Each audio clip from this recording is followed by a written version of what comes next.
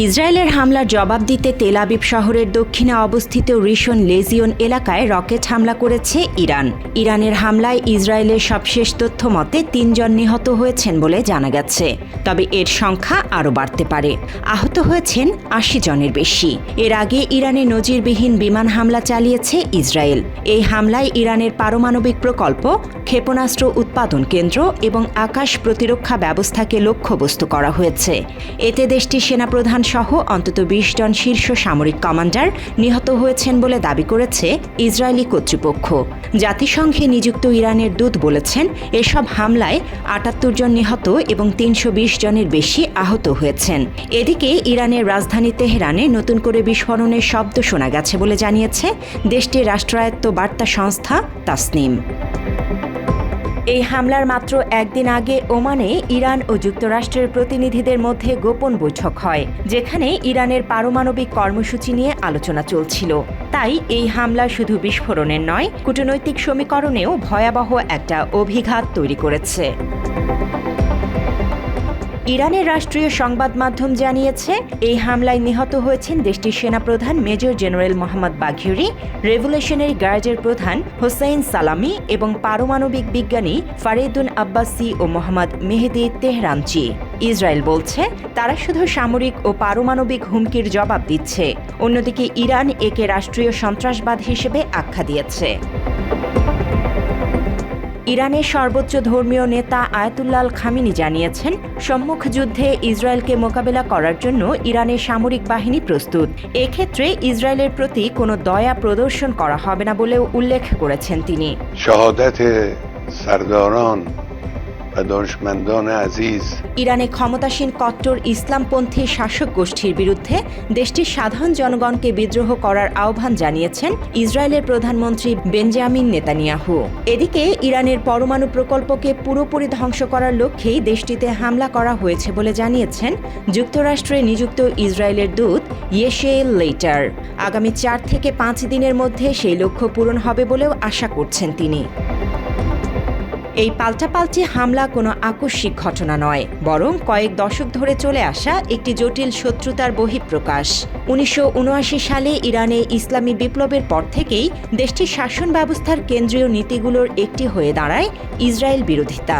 তখন থেকেই শুরু হয় এক উত্তপ্ত ও আড়ালে চলা সংঘাত।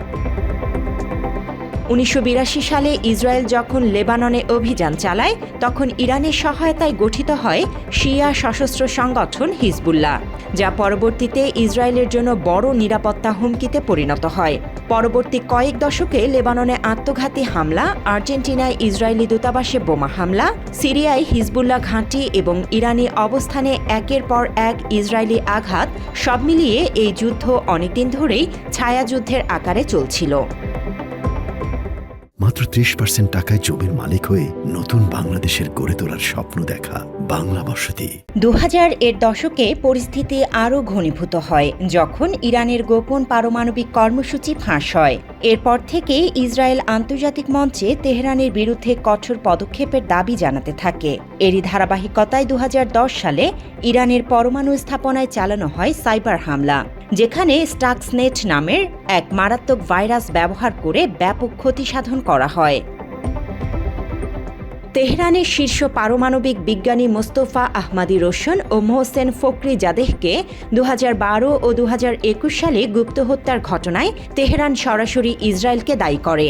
এর পাশাপাশি সিরিয়ায় ইরানি ঘাঁটিতে নিয়মিত বিমান হামলা চালিয়ে আসছে ইসরায়েল। বিশেষ করে ২০১৮ সালের পর থেকে এই হামলার তীব্রতা বাড়ে। ২০২০ সালে মার্কিন ড্রোন হামলায় ইরানের প্রভাবশালী কুদস ফোর্সের প্রধান কাশেম সুলাইমানি নিহত হওয়ার ঘটনায় মধ্যপ্রাচ্য এক অনিবার্য সংঘাতের মুখে পড়ে। ইরান সরাসরি ইরাকে মার্কিন ঘাঁটিতে ক্ষেপণাস্ত্র নিক্ষেপ করে, যা এই অঞ্চলে যুক্তরাষ্ট্র ইরান বিরোধকে আরও বাড়িয়ে তোলে।